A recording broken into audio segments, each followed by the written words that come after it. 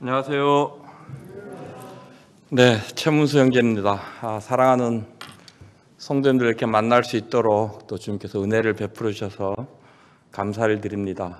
또 항상 남아공 선교를 위해서 함께 기도해 주시고 또 여러 가지 방법으로 이렇게 함께 동역해 주셔서 이 자리를 빌어서 참 감사의 말씀을 드립니다. 제가 그 나라 이름의 덕을 많이 보는 것 같아요. 남아프리카 공화국 니은자로 시작하다 보니까 열린길 기도 제목에 제일 먼저 올라오는 것 같습니다. 그래서 참 모든 성도님들이 기도 시작할 때 남아공을 위해서 제일 먼저 기도해 주시고 참 너무 감사를 드립니다. 참 제가 한국에 와서 한 가지 좀 송구스러운 것은 제가 그렇게 대단한 사람이 아니에요. 성도님들은 한국에서 꼭 필요하신 분들입니다. 하나님께서 이곳에 두셨어요. 근데 저는요, 한국에서 쓸모없는 사람입니다. 제가 만약 한국에서 꼭 필요한 사람 같았으면 하나님께서 한국을 떠나게 하셨을까요? 아닙니다. 저는 정말 한국에서 쓸모없는 사람입니다. 근데 참 그러한 저를 하나님께서 남아공에서 사용해 주시니까 그 은혜에 감사해서 선교일을 감당하고 있을 뿐입니다. 그래서 오늘 이 시간 좀 하나님의 능력에 대해서 이 시간 좀 자랑을 하고 싶습니다. 우리가 섬기는 하나님, 그리고 우리가 믿고 있는 복음에 얼마나 놀라운 하나님의 능력이 있는지 함께 이렇게 좀 생각해 보는 그런 시간들이 되었으면 좋겠습니다. 먼저 하나님의 말씀 로마서 1장 14절입니다.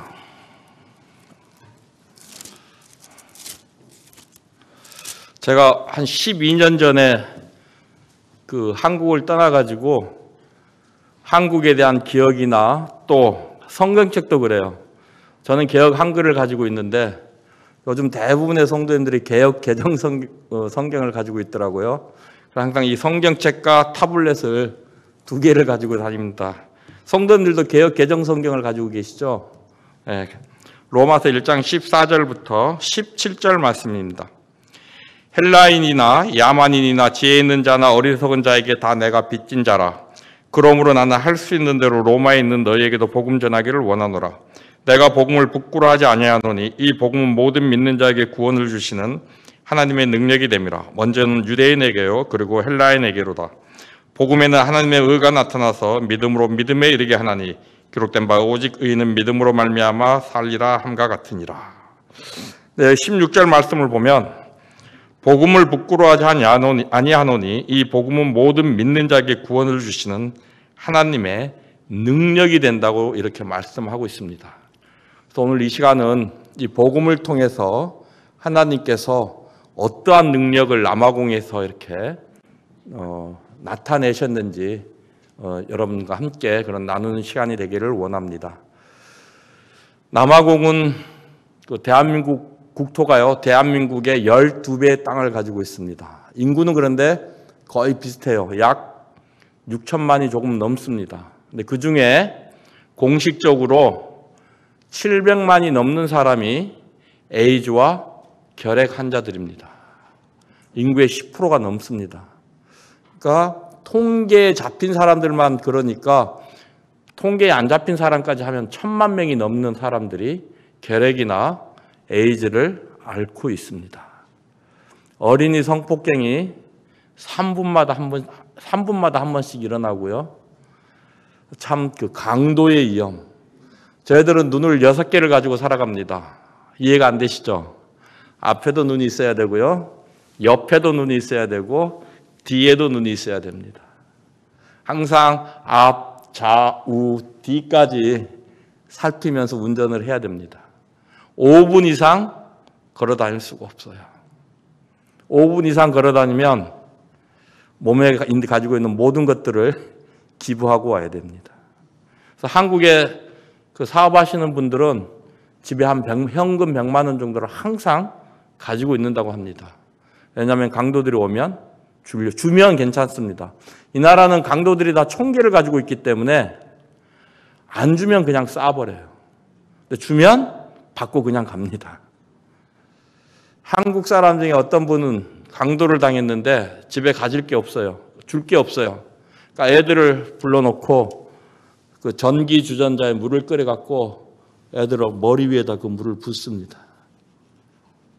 어떤 사람은 강도가 들어와가지고 안 주니까 전기 다리미를 꽂아놓고 애들을 불러놓고 애들 얼굴에다 그걸 갖다 쥐집니다.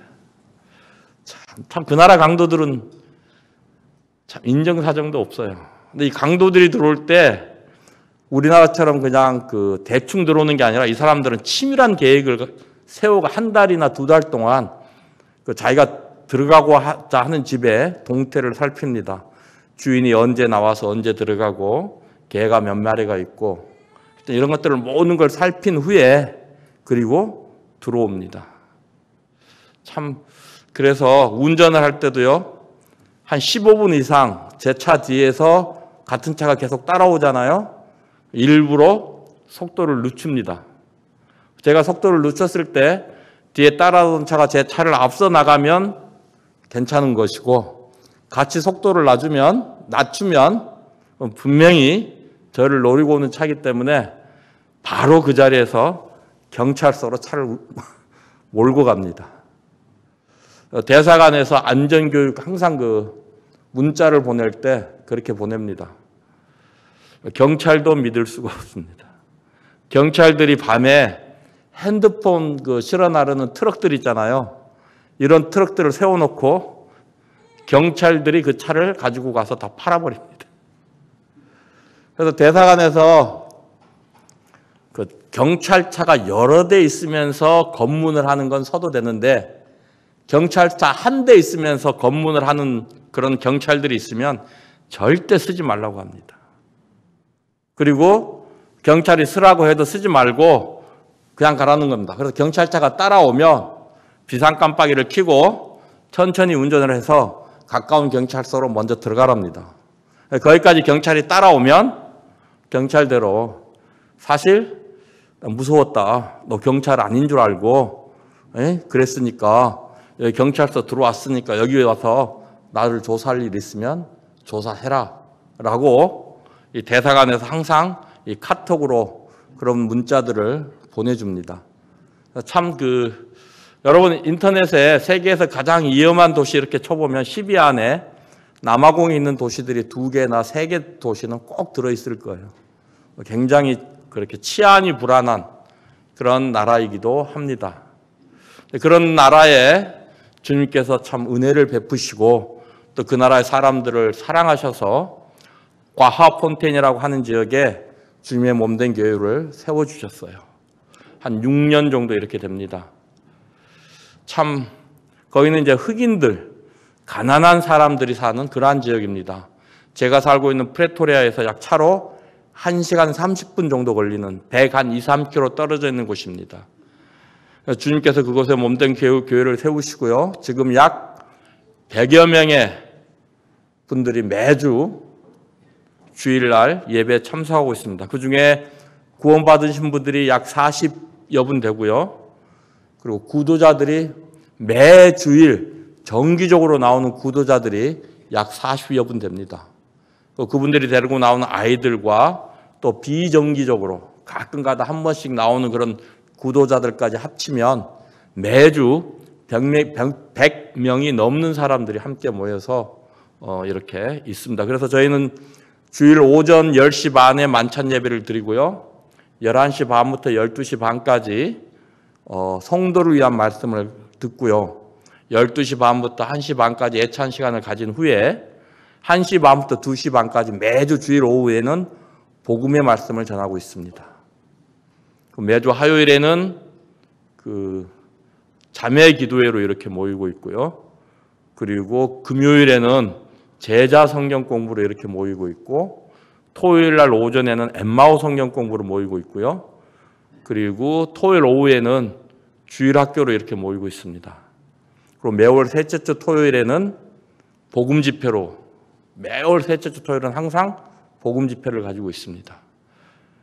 지금 주일 학교에는 적게는 150명, 많게는 매주 한 200명 이상의 어린이들이 참석하고 있습니다. 그것도 초등학교 4학년부터 고등학교 1학년까지만요. 초등학교 4학년 이하의 어린이들까지 이제 교회로 이렇게 받아들이다 보니까 300명, 400명 이렇게 어린이들이 옵니다. 저희 교회에서 감당이 안 돼요. 그리고 그 4학년 이하의 어린이들은 아직 영어가 많이 부족하기 때문에 굉장히 힘듭니다. 그래서 장소적인 문제도 있고요. 여러 가지 복합적인 문제로 인해서 좀 초등학교 4학년부터만 이렇게 주일학교로 받아들이고 있습니다. 근데 참 주님께서 이 교회를 세우시면서 영혼들을 구원하시면서 그 성도들의 삶을 변하게 하는 모습들을 봤을 때 요즘은 제가 성도들을 가르치는 것이 아니라 성도들에게서 많이 배우고 있습니다. 고등학교 1학년 학생이 구원을 받았어요. 근데 어머님이 에이즈로 돌아가셨습니다. 집이 워낙 가난하다 보니까 장례식을 치를 형편이 안 돼요. 교회에서 장례식을 거의 치러줬죠. 모든 비용을 다 제공을 해서. 그러고 나서 1년이 흘렀습니다. 고등학교 이제 2학년 나이가 되었잖아요. 그런데 이 형제가 갑자기 저에게 이 신앙 상담을 요청을 합니다. 무슨 일이냐 했더니 한 달 후면 어머니 일주기가 되는, 돌아가신 지 일주기가 되는 그런 날인데 외삼촌들로부터 엄청나게 전화가 온답니다. 꼭 참석을 해야만 한다고. 왜냐하면 이 형제가 고등학교 이제 2학년이지만 우리로 치면 맞상주예요, 맞상주.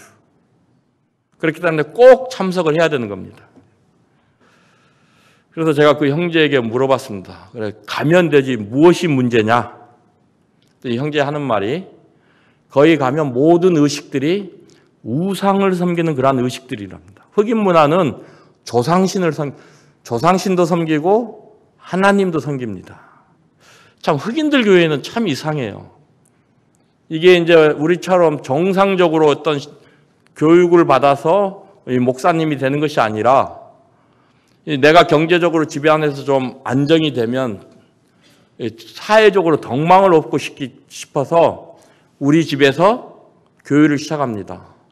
이곳이 이제 부족 사회다 보니까 우리 일가 친척만 해도 20-30명이 모여요. 그럼 모여서 뭘 하느냐? 흑인들이 노래 부르고 춤추는 걸 엄청 좋아하거든요. 그러니까 1시간 반씩 막 박수치고 춤추면서 찬양을 합니다. 그게 끝나면 또 한 1시간 동안 막 목이 터져라고 통성기도를 합니다. 그리고 집으로 돌아가요. 말씀이 없습니다. 이 목사님들도 성경을 읽지 않아요.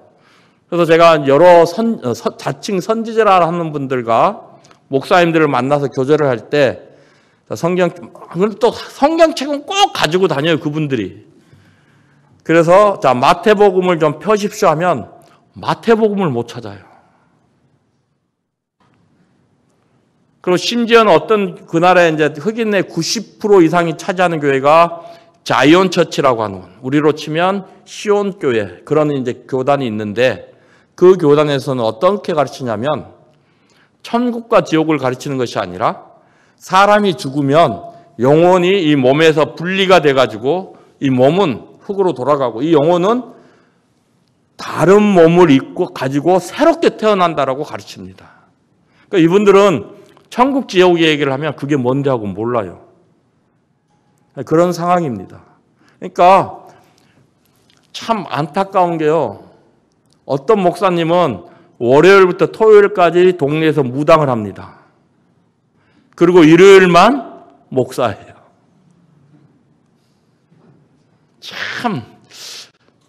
이 흑인, 제가 이제 요즘 남아공, 그리고 모잠비크, 말라위까지 이렇게 주님의 은혜로 이제 복음을 전하고 있는데 참 공통적으로 다 그래요. 참 안타깝습니다. 그래서 이 형제가 그런 얘기를 하는 거예요. 모든 의식이 우상을 숭배하는 그런 의식이랍니다. 귀신을 섬기는. 그래서 다시 물어봤습니다. 이 형제에게. 너는 어떻게 할래? 그랬더니 안 가고 싶습니다. 그래요. 제가 다시 물어봤습니다. 너가 안 갔을 경우에 어떤 일이 생기느냐? 그랬더니 형제 말이 삼촌들한테 맞아 죽을 수도 있습니다. 이곳은 아직도 부족 국가고요. 부족 사회고 추장들이 있습니다. 추장의 말이 국법보다 더 우선합니다. 우리로서는 도저히 상상이 안 돼요. 그러니까 아직도 19세기의 문화 가운데 살아가는 거예요. 21세기에. 그래서 이분들은요, 실제로 그 동네에 어떤 일이 있었냐면 일주일 동안 동네에 집집마다 염소가 없어진 거예요. 그래서 마을 사람들이 이제 지키고 있다가 그 도둑을 잡았어요. 근데 그 도둑을 경찰서로 데리고 가는 것이 아니라 추장에게로 데려갑니다. 그럼 그 추장이 돌로 던지라 하면 한 100몇십 명이 이제 돌을 던지는 거예요. 그게 아침 9시부터 오후 3시까지 됩니다. 그런 일로 사람들이 굉장히 많이 죽어요. 참 아직도, 왜냐하면 헌법에 간수법이 국법보다 더 우선한다고 되어 있어요. 그러니까 헌법은 일부일체제지만 대통령의 부인이 4명이고 공식적인 자녀들만 막 65명이고 이래요. 그러니까 나라의 국법보다 추장의 말이 더 우선합니다. 추장도 우리나라로 치면 2장급 추장이 있고요. 그 다음에 면장급 추장이 있고 군수급 추장이 있고 도지사급 추장이 있고 그 위에 그 부족의 최고로 큰 킹이 있는 거예요. 그러니까 이 킹이요, 우리나라에서 외국인들을 다 몰아내야 된다 그러면 그때부터 이제 제노포비아라는 외국인 혐오 폭동이 일어납니다. 폭동이 일어나면 어떻게 하느냐? 외국인을 잡아가지고 밧줄로 묶어가지고요, 그 자동차 타이어를 그 몸에 끼웁니다. 거기다 석유를 뿌리고 불을 질러버려요. 살아있는 사람을요. 참 우리로는 도저히 상상할 수 없는 참 그런 일들이 아직도 비일비재하게 일어나는 곳이 아프리카입니다. 그래서 이 형제가 그러는 거예요. 안 가면 삼촌들한테 맞아 죽을 수도 있습니다. 다시 물었습니다. 그래도 안 갈래? 이 형제 말이 죽으면 죽겠습니다 하고 안 갔어요. 그리고 제가 일주일 후에 다시 물어봤습니다. 어떻게 됐느냐? 이 형제 대답이 하나님 살아계십니다. 그 이후로 삼촌들한테 전화 한 통 없다는 거예요.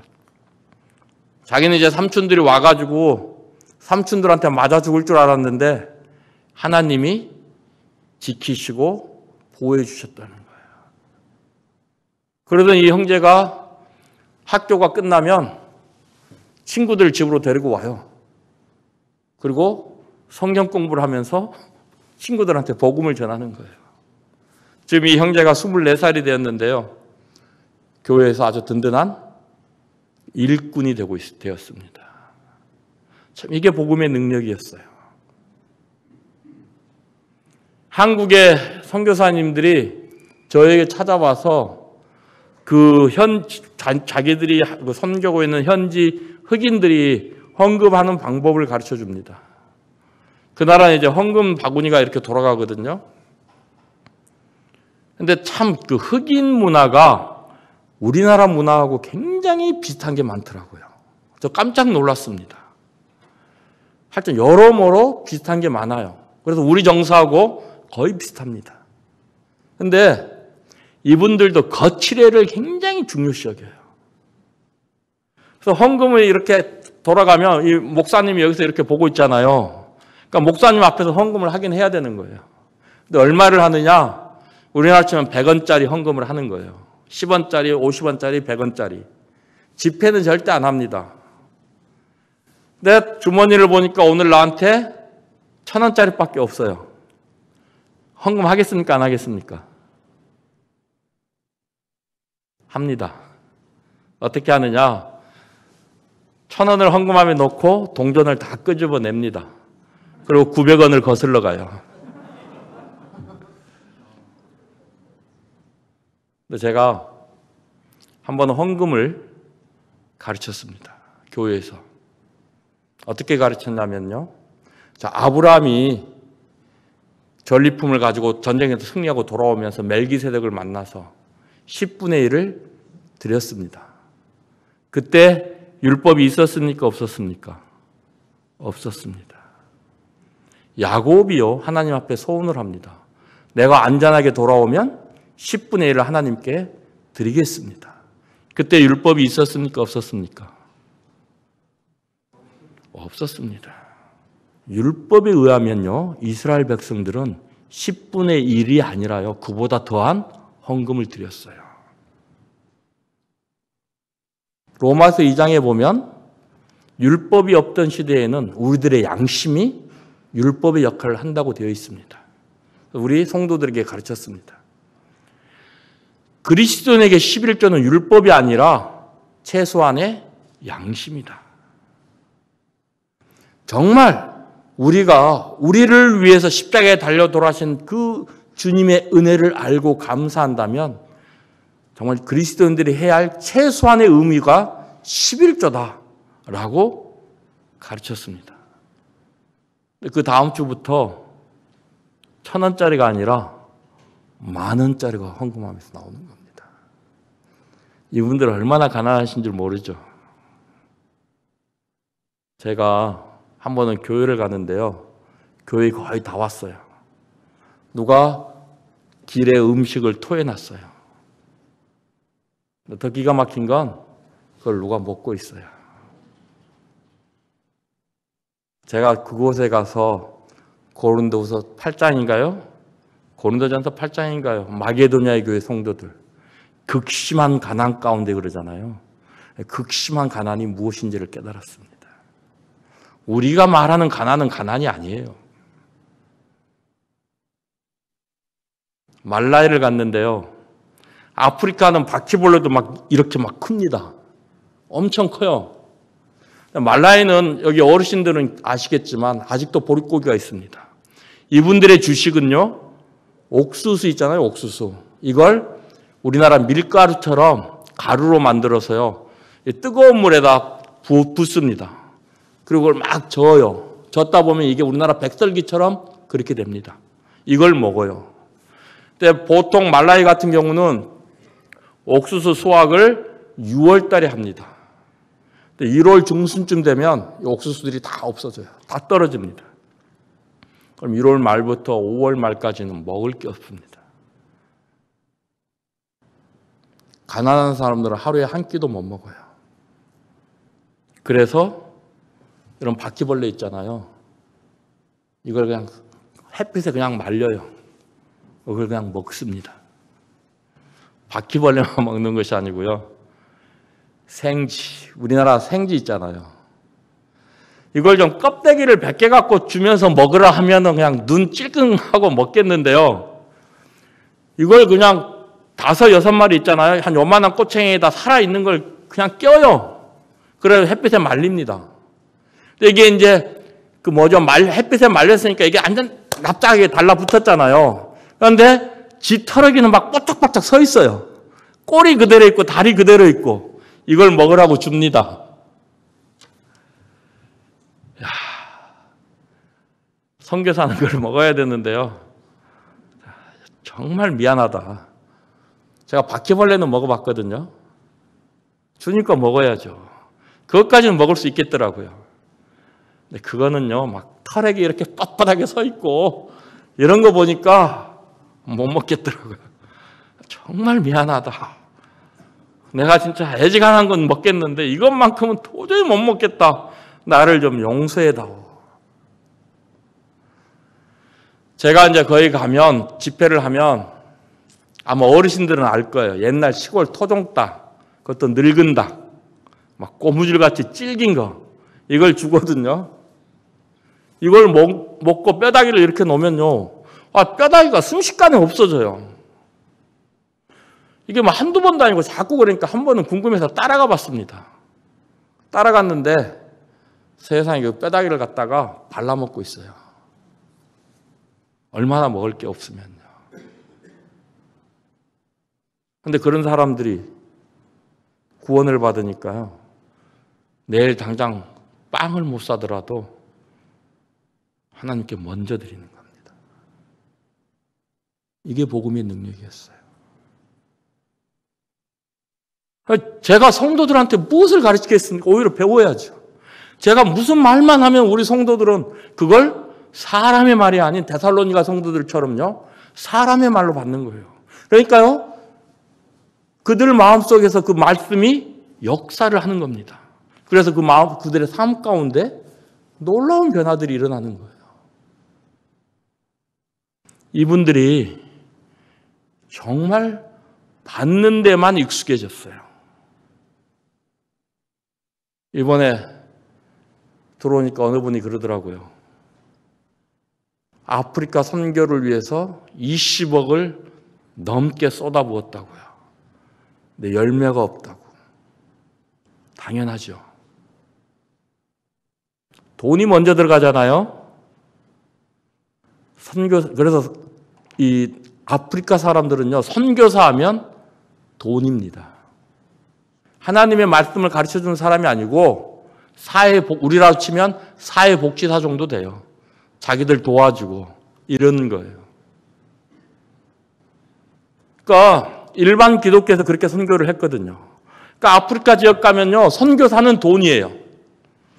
처음에 말라이 갔는데 선교사가 뭐 성경책도 안 갖고 왔니, 뭣도 안 주니, 뭣도 안 주니, 모잠비크 갔다니 뭐 이것도 달라, 저것도 달라. 전부 다 손만 벌립니다. 그래서 한 번은 좀 야단을 쳤습니다. 내가 하나님이냐? 당신들의 아버지가 누구냐? 왜 전능하신 아버지를 놔두고 사람한테 손 벌리냐고요. 하나님이 나보다 더 능력이 뛰어나신 분이다. 그분한테 기도해라. 나는 너희를 도와줄 수 없다. 내가 할 수 있는 건 성경을 가르치고 복음을 전하는 것이다. 이렇게 참 항상 받기만을 원해요. 신방을 갔는데요. 신방 가면 이제 케이크를 하나 사갖고 가거든요. 이분들이 이거 못 먹어요.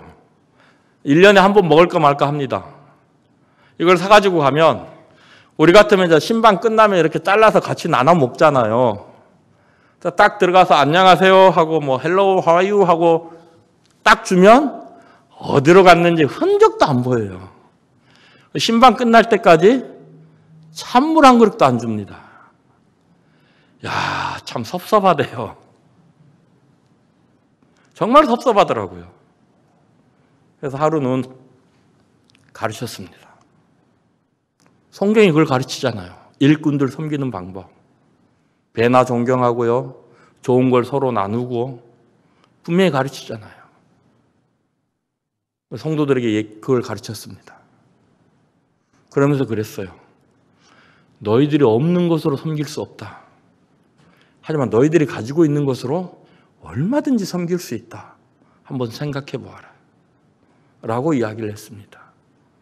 그럴 그 다음부터 이분들은 집에 가면 뭐 아보카도 나무도 있고 뭐 망고 나무도 있고 뭐 귤나무 이런 것들이 집에 있어요. 왜냐하면 이제 수확철이 되면 장사꾼들이 마을에 와요. 그래가지고 딱 열매 열린 거 보고 얼마 하고 돈을 주고 그걸 다 털어서 갑니다. 그래서 이제 팔려고 집집마다 그런 과일나무 한두 그루 정도는 다 심어놨어요. 근데 이분들이 이제 그때부터 어떤 일들이 생기냐면요. 아보카도 나무를 장사꾼이 오기 전에 먼저 땁니다. 막 귤도 먼저 따요. 그래갖고 비닐봉다리 2개를 딱 만듭니다. 교회로 가지고 와요. 이거는 아브람 거, 이건 제 영어 이름이 아브람이고 박성미 형제 이름이 제이콥입니다. 이건 아브람 거, 이건 제이콥 거. 그리고 신방을 가잖아요. 밀가루 반죽해갖고 기름에 튀깁니다. 그리고 그걸 내놔요. 아, 맛있다 그러면 집에 가서 먹으라고 막 이렇게 싸줘요. 그리고 막 이제는 콜라도 사다 놓고요. 사이다도 사다 놓는 거예요. 참 놀라웠습니다. 무엇을 받아서가 아니라요. 그들의 마음이 얼마나 고맙습니까? 한 번은 연말에 자매하고 저하고 밖에 나가 있으래요. 밖에 나갔습니다. 자기들끼리 뭘 준비를 했어요.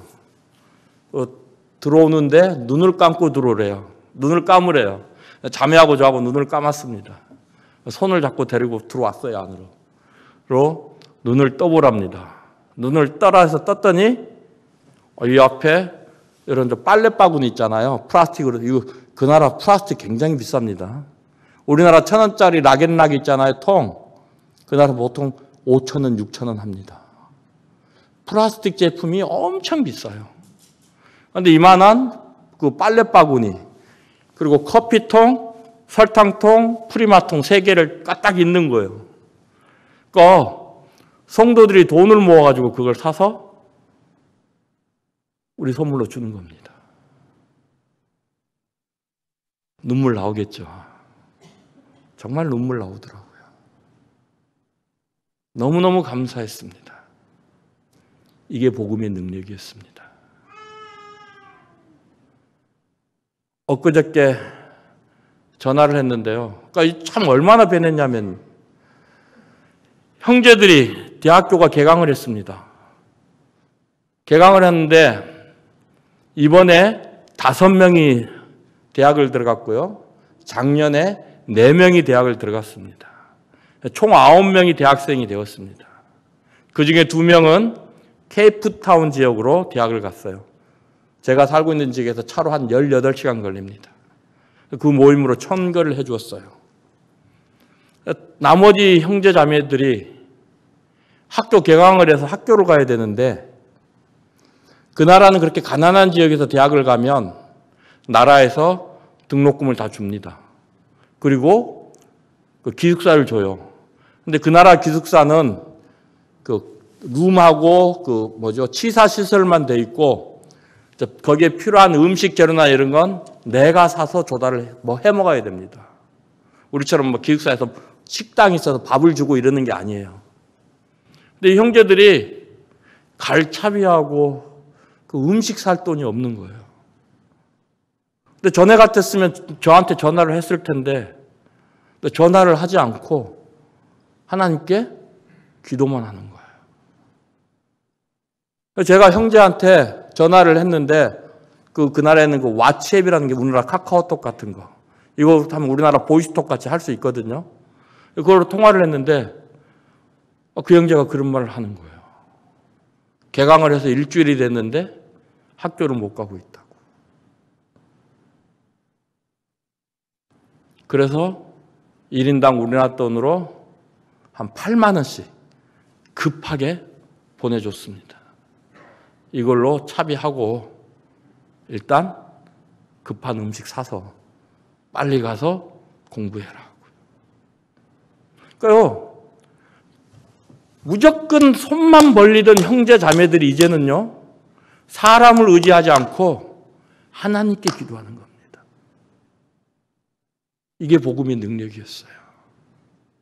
이 형제들이 어떻게 해서 대학을 들어가는 줄 아세요?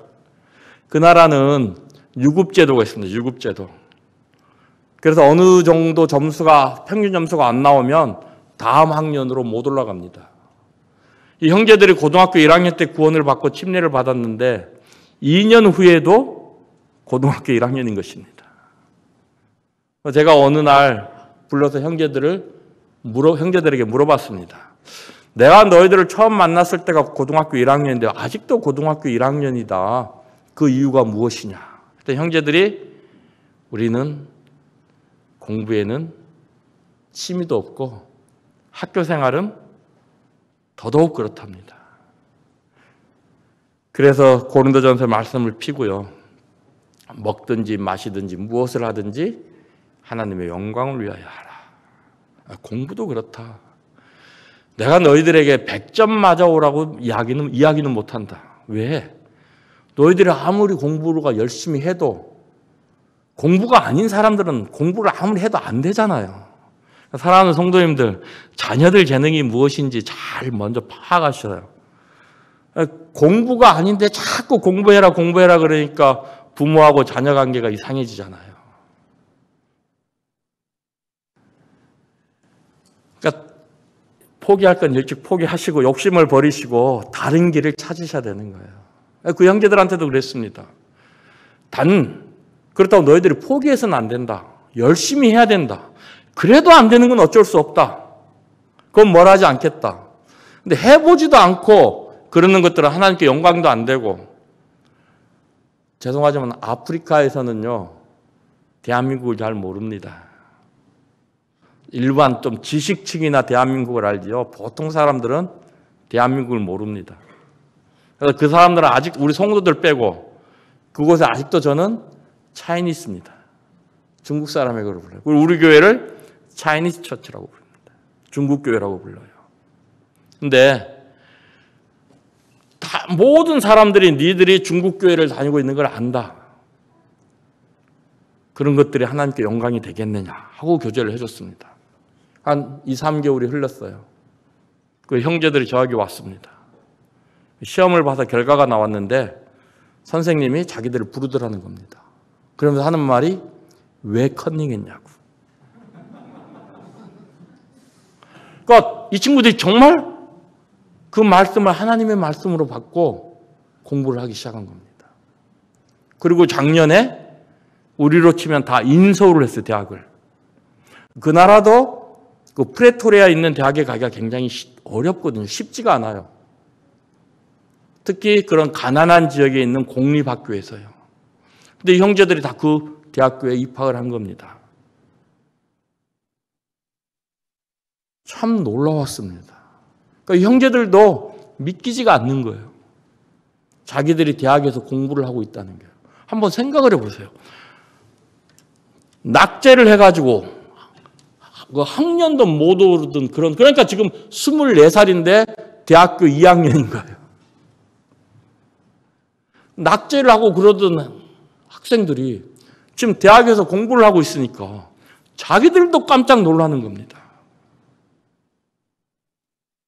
이것이 복음의 능력이었습니다. 그리고 한 형제는 작년에 학교에 들어가자마자 바로 해군으로 스카우트가 됐습니다. 그 나라 제도가 참 잘 돼 있어요. 어떤 제도냐면 이 기업들이 어떤 정신들을 가지고 있냐면 대학교는 우리 회사에 필요한 인재를 양성할 수 있는 밭이라는 그런 개념을 가지고 있어요. 그래서 좀 성적이 우수한 그런 학생들은 대학에서 직장 회사에서 대학생 때 이미 자기 회사로 취직을 시킵니다. 그리고 월급을 줍니다. 학비를 줘요. 월급만 주는 게 아니라 대학교 등록금까지 줍니다. 그리고 자기 회사에서 필요한 전공들을 배우게 합니다. 그러니까 이 형제가 엔지니어 전공을 하는 거예요. 그러니까 해군에서 바로 스카우트를 했어요. 월급을 주면서 이제 그 뭐죠? 해군에 필요한 뭐 배 고치고 이런 기술을 배우는 엔지니어를 만드는 겁니다. 그 형제들이 깜짝깜짝 놀라는 거예요. 그러면서 요즘 하는 말이 그렇습니다. 다른 거 없다. 하나님 말씀에 순종하는 것이 곧 복이다. 참 놀라웠습니다. 사랑하는 성도입니다. 이것이 복음의 능력이었습니다. 제가 말라위, 모잠비크 참 주님의 은혜로 세 개국에서 좀 복음을 전하고 있는데 제가 느끼는 것은요. 정말 밭은 추수할 때가 돼서 하얗습니다. 추수할 곡식은 많은데 일꾼이 없는 거예요. 그곳만 그러겠습니까? 한국도 마찬가지라고 생각합니다. 우리는요.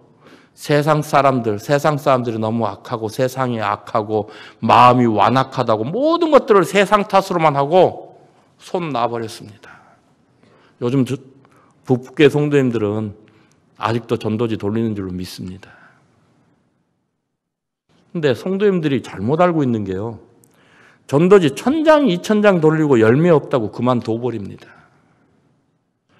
전도지 1000장 돌려갖고 사람들 구원받을 것 같으면 이 세상에 있는 사람들 다 구원받습니다. 사람 그렇게 쉽게 구원받는 게 아니잖아요. 전도지 100만 장, 200만 장 돌려도 한 사람 구원받을까 말까 한 그런 세상입니다.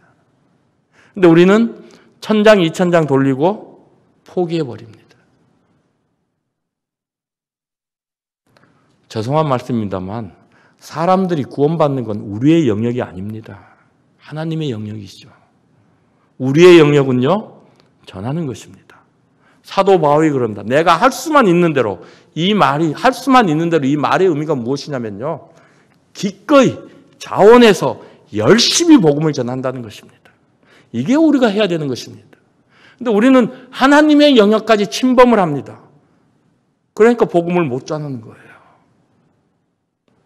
복음을 전하고 구원받고 안 받고는 하나님께 맡기고요. 우리는 우리의 일을 해야 되는 것입니다. 어느 지역교회를 방문했는데 그 장로 형제님이 굉장히 가슴을 치면서 슬퍼하시더라고요. 물론 코로나 영향도 있겠지만요. 5년 동안 교회에 침례식이 없었답니다. 굉장히 슬퍼하시더라고요. 디도서 2장에 보면요. 예수 그리스도께서 죽었다가 살아나신 것은 우리를 모든 불법에서 깨끗게 하시고 그리고 선한 일에 열심하는 친백성이 되게 하려 하심이라고 말씀하셨습니다. 근데 제가 요즘 들어와서 생각하는 게 뭐냐면 우리가 너무 이 주님의 십자가의 죽으심을 너무 단편적으로만 생각한다는 것입니다. 우리를 죄에서 구원하시기 위해서. 맞습니다. 그것만이 목적은 아니었습니다. 디도서 2장에서 분명히 말씀하십니다.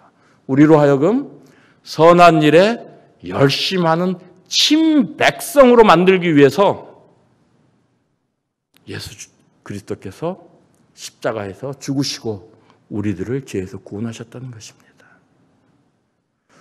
하나님은 모든 사람이 구원을 받으며 진리를 안되 이르기를 원하십니다. 우리가 봐도 세상이 이렇게 악한데 하나님이 보실 때 이 세상이 얼마나 악하겠습니까? 그럼에도 불구하고 하나님께서 아직도 이 세상을 멸망하지 않고 보존하신 이유는 베드로후서에서 분명히 말씀하십니다. 모든 사람이 회개하여 하나님께로 돌아오기를 원하셔서 지금도 오래 참고 있다라고 말씀하고 있습니다.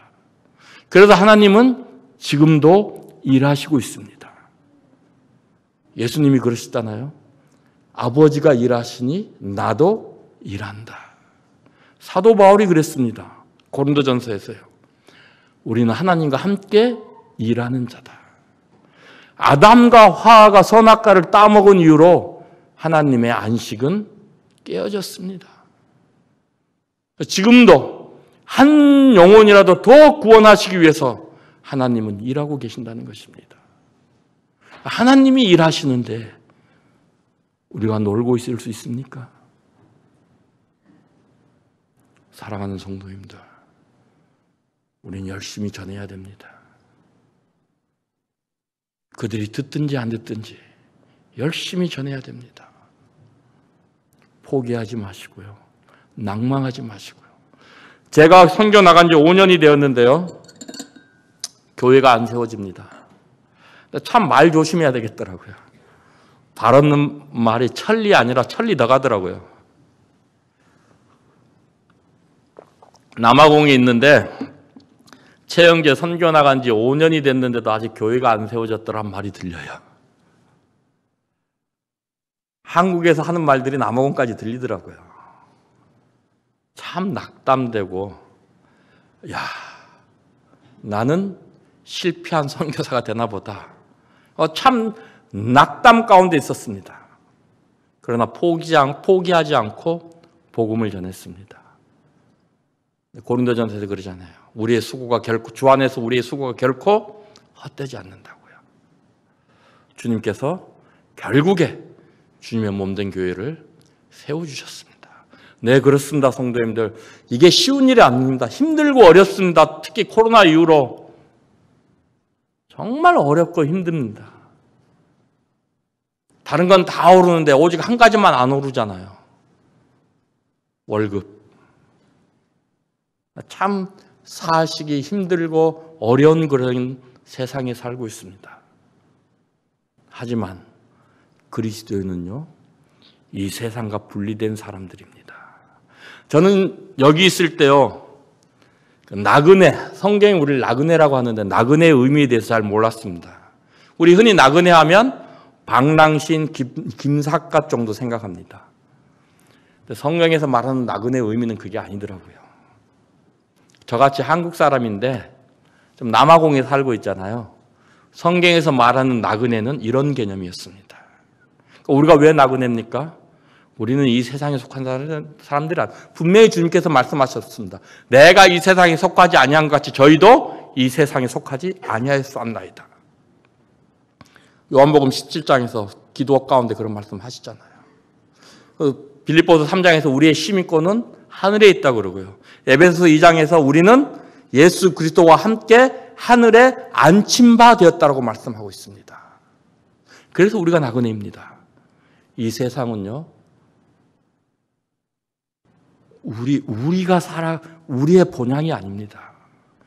참 코로나 한참 그거 할 때요, 애들이고 어른들이고 저만 지나가면 코로나 하고 소리 지르는데요, 참 기가 막히더라고요. 한국 같았으면 일로 와봐 하고 혼이라도 내주죠.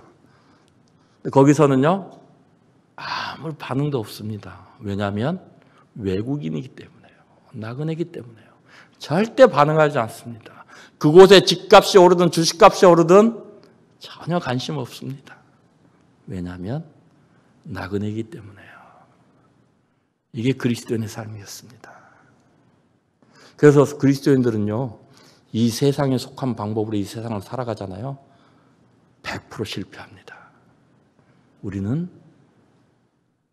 하늘에 속한 방법, 하나님의 방법으로 이 세상을 살아가야 합니다. 그래야 우리의 인생이 성공하는 그런 인생이 되는 것입니다. 사랑하는 성도님들, 힘드시고 어려운 줄 아십니다. 이럴 때일수록요, 우리가 더욱더 그리스도인으로서 합당하게 복음을 전하고요, 정말 하나님의 뜻에 일치되는 그런 삶을 살아가야 합니다. 그럴 때 하나님께서 여러분들의 삶을 축복하실 줄로 믿습니다. 다시 한번 참 저희 남아공을 위해서 기도해 주시고 여러 가지 방법으로 동역해 주셔서 감사를 드리고요. 그리고 또 참 부족한 저를 격려하고 위로하시기 위해서 이렇게 불러주셔서 감사를 드립니다. 혹시 오늘 제가 드린 그런 교제 가운데 성도님들께 그런 부담이 되는 내용이 있었다면 주님의 사랑으로 널리 용납해 주시면 감사하겠습니다. 고맙습니다.